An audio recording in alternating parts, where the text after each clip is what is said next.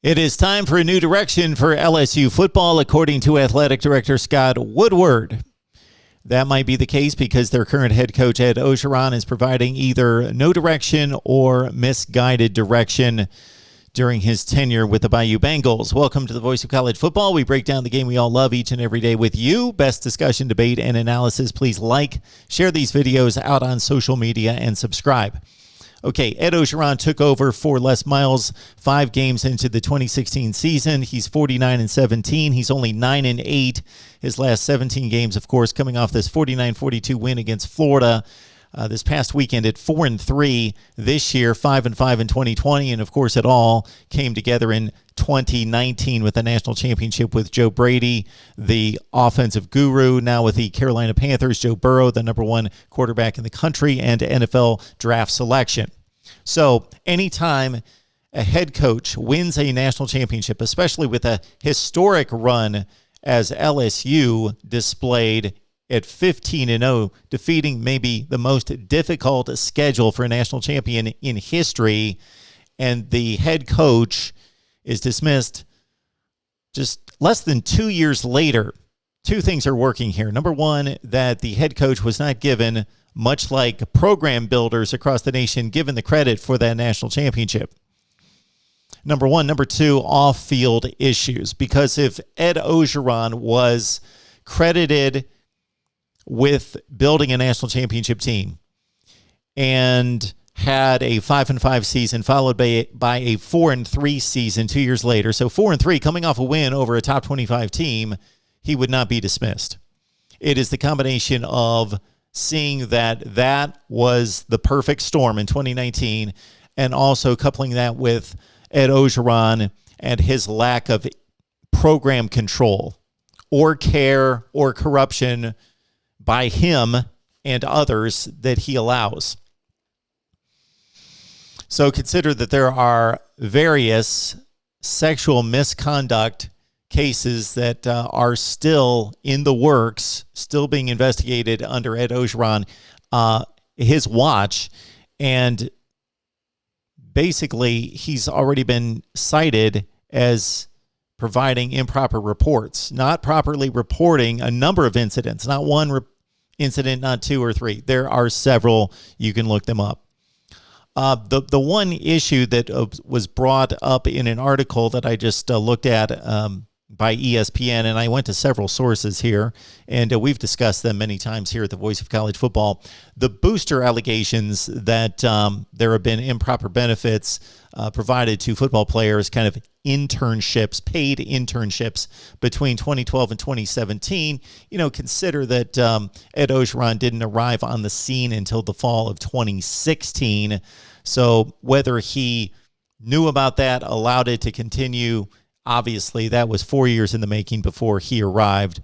Okay, so Ed Orgeron making $9 million a year, has the one huge season following 2 solid seasons for LSU, and then the last 2 making the bad hire of Bo Pelini as defensive coordinator, and LSU having top 5 to 10 talent in the nation and just not meeting expectations on the field. Much like Les Miles' career at LSU, that aside from a 2007 BCS championship and a run to the BCS championship game in 2011, lost 3 and 4 games every season with top 5 to 10 talent in the nation.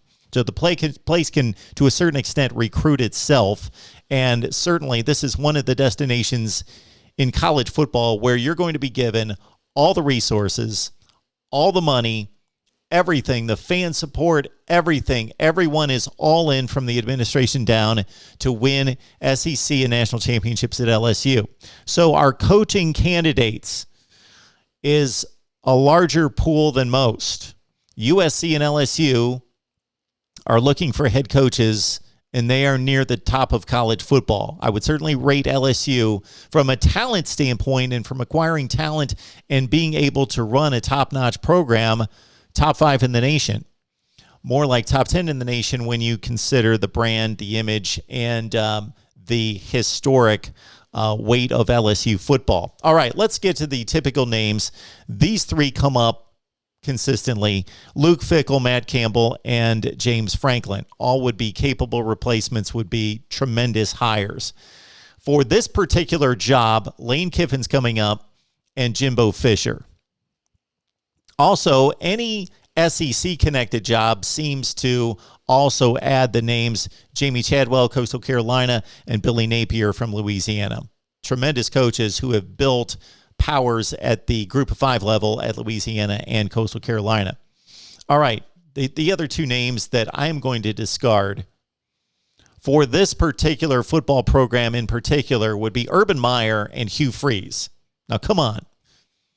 You just went through the likes of Les Miles and Ed Ogeron. Those two head coaches, though, especially in the case of Urban Meyer, one of the greatest coaches of all time, and Hugh Freeze, successful at Ole Miss, albeit his avenue to success highly questionable, now achieving at Liberty.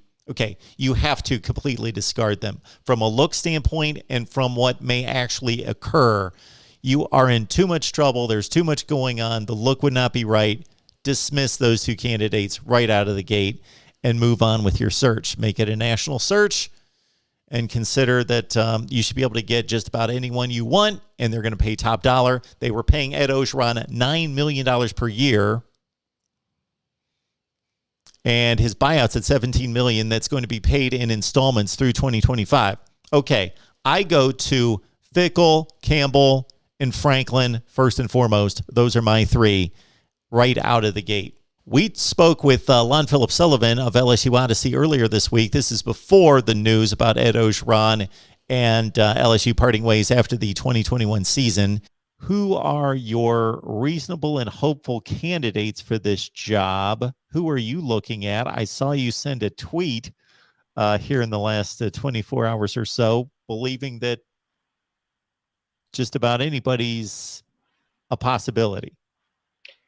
I think it's obviously the most attractive job out there, Mark. I mean, of course, USC, palm trees, that type of Mediterranean. There's an argument there. Lifestyle, of course. I mean, living it up with the elitists in California. Well, not just that; it's USC football brand. I know, I'm joking, but it's arguable.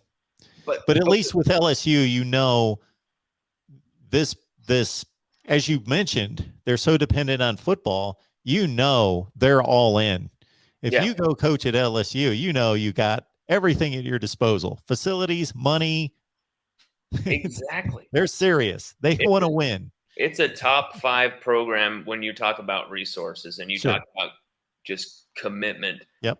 And, we can be a top 10 program when you're talking about contention, but it's all about finding the right guy. And for me, Lane Kiffin, the name that keeps going on, the reason why is because I could see him coming in and being a huge splash, even if it's just for 3 years. He knows how to recruit Louisiana. I think it'd be a fantastic recruiter. That's really the biggest thing here. Whoever we get has to come in right off that tarmac, just prepared to recruit their ass off before they even have officially taken the job they need to be recruiting, basically. Lane Kiffin's been talked about. James Franklin from Penn State, he's been talked about. He could be bringing his defensive coordinator.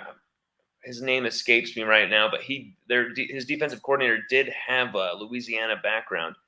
But Alabama's defensive coordinator, Pete Golding, Hammond, Louisiana native, he's somebody I would really be attracted to bringing to LSU in whatever capacity. Dan Lanning from Georgia, I think that guy has more head coaching qualities than many would believe. I think that guy, he's got this vibe about him that's kind of this pirate style that I just love. And when you look at the way that Georgia defense is playing, they're absolutely defacing fools out there. They're playing like LSU defenses are supposed to play. They're literally taking our brand from us. That is unacceptable. And that's why you want to see the new head coach. So if it's Lane Kiffin, so just hypothetical, say it's Lane Kiffin who's going to be that guy. That Scott Woodward is like, I have to get Lane Kiffin. He gets him. He brings him in. His defensive coordinator, for me, if you're going to bring in Lane, has to be blockbuster, has to be knock out of the park, proven, kick ass. It has to be. Lane Kiffin, so many of his stops, just porous defenses, cannot happen anymore at LSU. The quality of players too high. You're killing the brand of DBU, killing the brand of those defensive linemen. The linebackers at LSU, we have such a hell of a history at linebacker. Al Richardson, Brady James, Devin White, Patrick Queen, and you're just going to spit on that and throw that away with some absolutely decrepit performances, Mark, some just humiliations.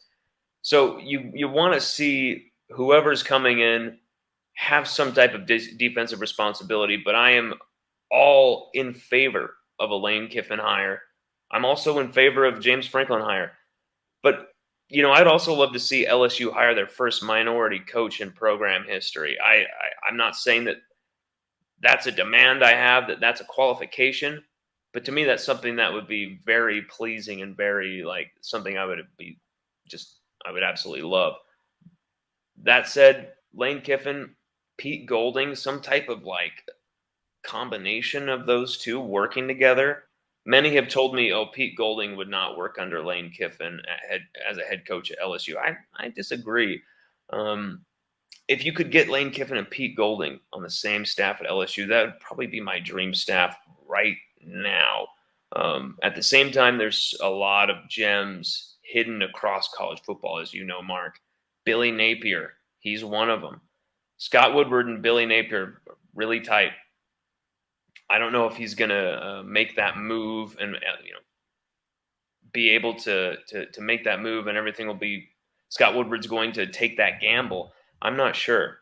But I'm thinking more Scott Woodward's going to go for someone proven. Jimbo Fisher's name has been talked about and bandied around.